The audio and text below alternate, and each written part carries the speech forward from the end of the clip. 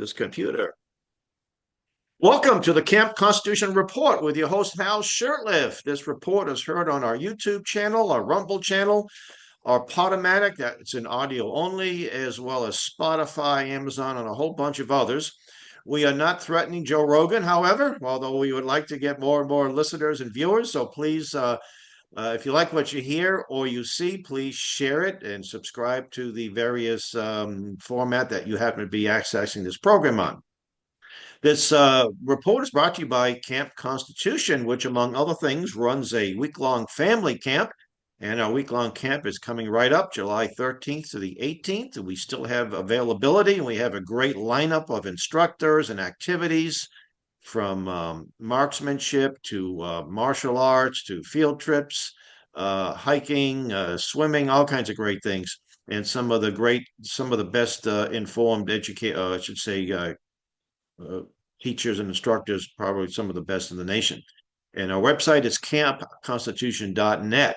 Now, over the last about a year or so, we've been participating in this excellent organization called Education Options New Hampshire, which was founded by Jody Underwood. And so we have Jody here, and instead of reading her very impressive biography, I'm just going to ask her to give her a little biographical sketch.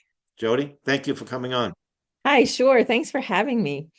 And I'm really thrilled that you've been involved in what we're doing the whole time. So it's just great. I feel like, the community is building and so on. But yeah, who am I? So so one of the things is that I've been on a school board for over 12 years. How do I start this? Sorry. Um, I've been interested in the public school problem, with funding and what are they teaching and are they doing well? And I've been addressing it mostly from the inside, more until recently. So I was on the Croydon School Board for over 12 years, and I was often chair.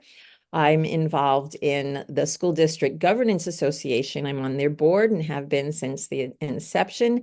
And the mission there is to help school board members discover their actual powers and realize that they're not part of the part of the administration, but their job is to oversee the administration and challenge them and make sure they're doing the right thing with taxpayer dollars. And now, of course, I am the founding president of Education Options, trying to sort of come from the outside. I mean, I have a PhD in learning sciences, so I've done research over the years on how people learn and how to assess people, often from a digital perspective, but still generally how those things work. And I guess that's my bio. Well, what led you to create this? And I want to mention that over the years, we've been participating in various homeschool conventions. And these conventions are usually 2 day events, sometimes 3 day, or at least one full day.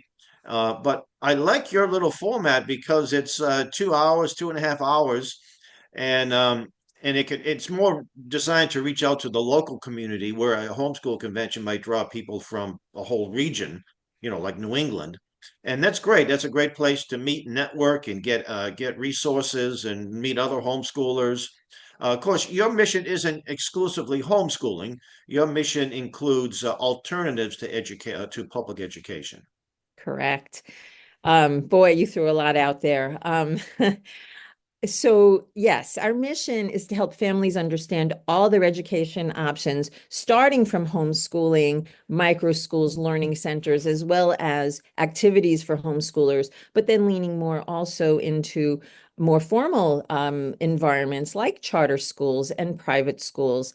Um, and things like Learn Everywhere that we have in New Hampshire, where you're already doing things outside of school and you can now get credit for them in Right. school, things like martial arts and other electives, generally speaking. But if you get tutored and that person, is approved by the state in say math, maybe you get credit for algebra too, or, Well, whatever let that. me ask you about now. You mentioned martial arts would be physical education. With us, with our daughters, it was dancing because and I remember when I was certifying my one of my daughters to as a senior through it. We used a Becca at the time, or Liberty University, a Becca, and she maxed out the physical education. I think they require like 2 or 3 hours a week, and we had well, and like 10 hours a week or more, maybe. But there's a lot of things that for example, my son used to take a chess class, chess with Charlie, at the Boston Public Library in Hyde Park. That was something that could be accredited or get credit for. But there's what other things would include in that?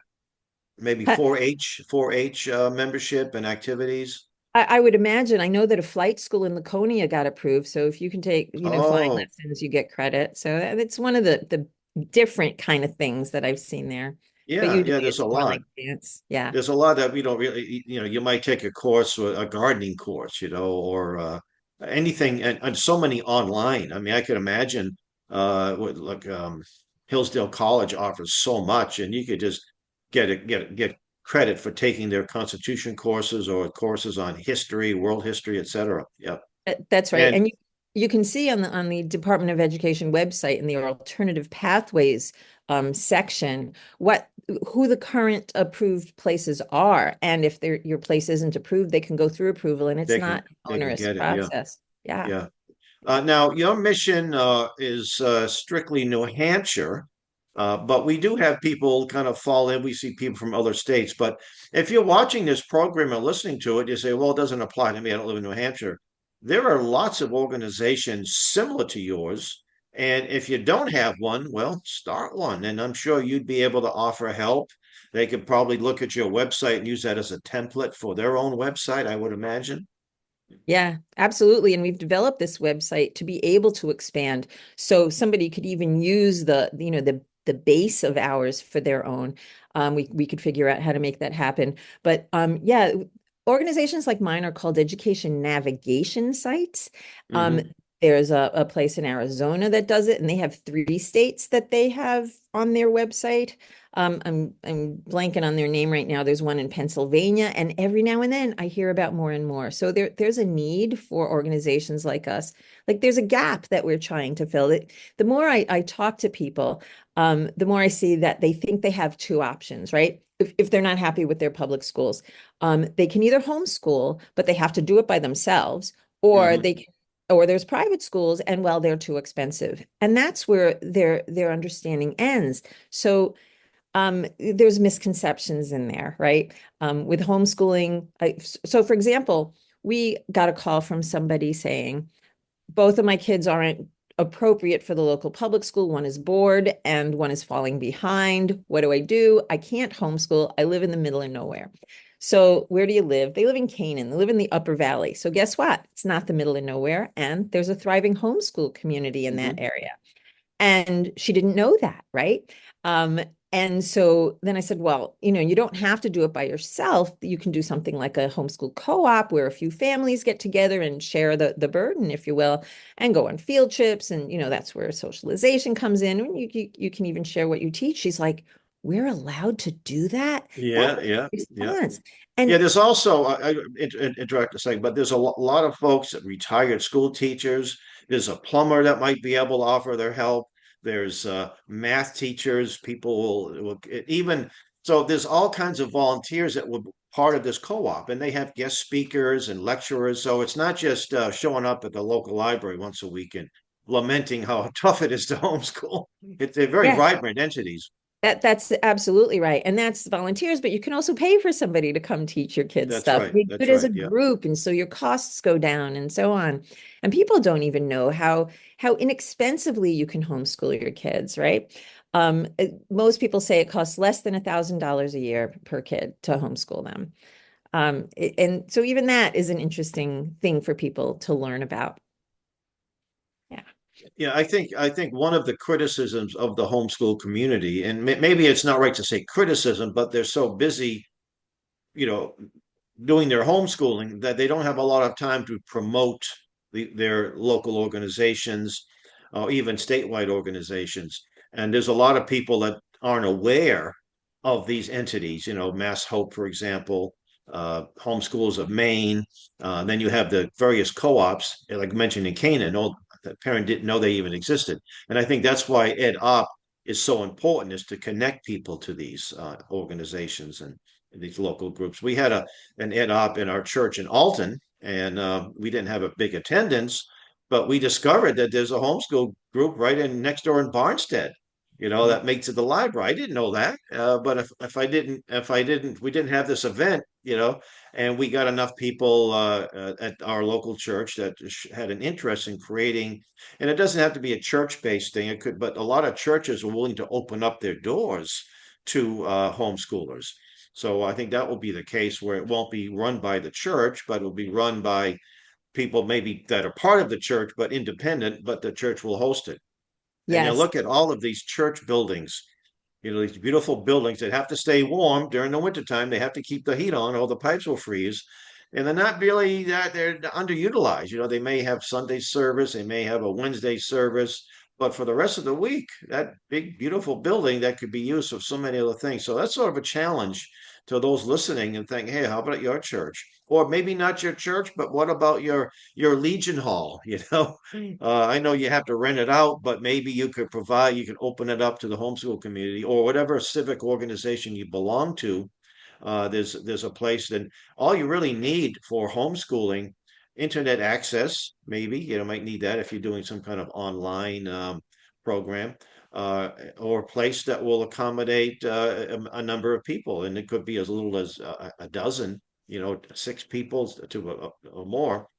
So there's a lot of resources that are being underutilized, and I Yeah, I think that's totally, yeah, I totally agree with that. And one of the things we want to do, we want to build out to support entrepreneurship. And part of that is simply starting a co-op, right? That's the lowest level where you set that up. But it could be a learning center where it's a drop-off program, right? Or micro school is what some people call them. I recently got an email from Kenneth Danforth of North Star. They're in Massachusetts, and he's been doing this for a long time. And he wants to help develop micro schools in New Hampshire and other there's yeah, places. there's a group called Massachusetts Mass Family Institute, and I'm very good friends with the folks involved there. One of their people, Michael King, is one of our instructors, or have been over the years. And they had a forum last spring, right around this time. And I was just so impressed on all these they call them micro schools. They're sort of they're homeschoolers that will go to these micro schools to get instructions. And they're springing up everywhere, and they're doing very well.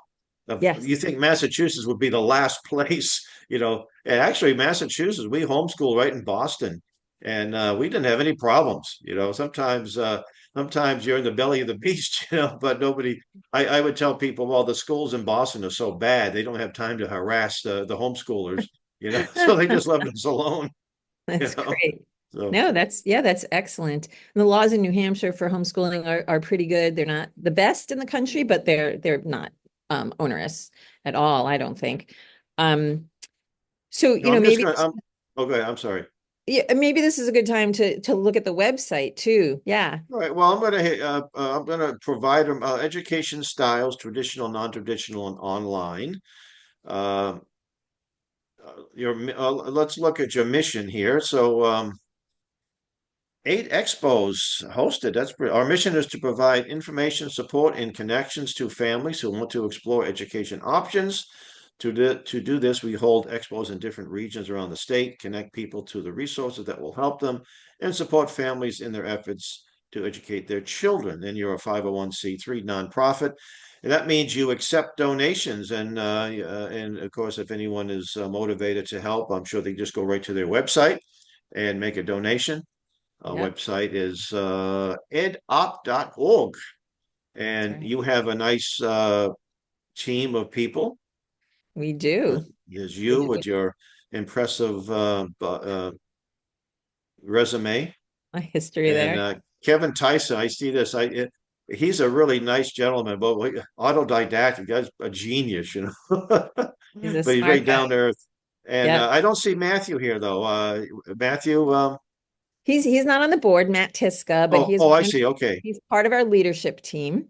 So okay. only our board is listed here, and in fact, it's changing now.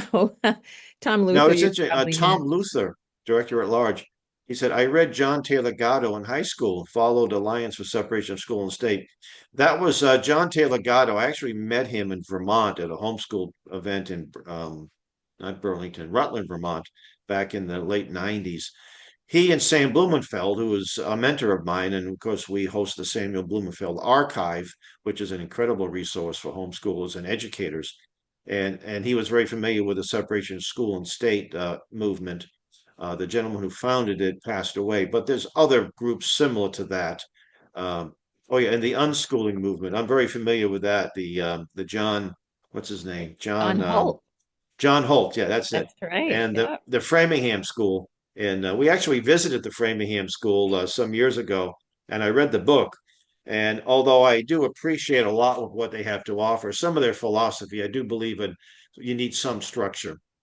And some Although kids do need structure. Every kid's different, right? every kid, yeah, everyone is different. But the book about the Sudbury School in Framingham, which is in central Massachusetts, so I should say 20 miles west of Boston. So um, they don't have any structure, and the children would come there. There's one particular child, he would just fish all day, have a little pond nearby on the premises. And one of the parents, the dad said, "Look, I support this, but what's going on there? He was fishing." And the founder of the school said, "Look, he knows more about biology, and so he's learning all about the outdoors as he's fishing." And he ended up becoming quite successful computer programmer as he went on. So they had very so, but I think, like you said, everyone learns differently. And I have a philosophy that the country is a classroom, and I know most traditional schools, even private schools, Christian schools, they might have an occasional field trip. It's a lot of work to get, your students out of an event. You got to rent buses and you got to get releases, and it's a little expensive. But as a homeschooler, man, I'm into history, and I would take my children when possible. We'd go on the road, and they would travel with me as I'm working, and we would visit state houses. We would visit presidential homesteads. We'd go to an occasional baseball game or a county fair as well. You learn a lot at a county fair too. Uh, and I think a lot of people that realize that says, wow, there's so many, just we live in New England. It's so rich in history. Yeah. We have our camp up in not too far from where you are, up in Plainfield, New Hampshire. That's where the precision in the industry started on the Connecticut River. There's a beautiful precision museum there.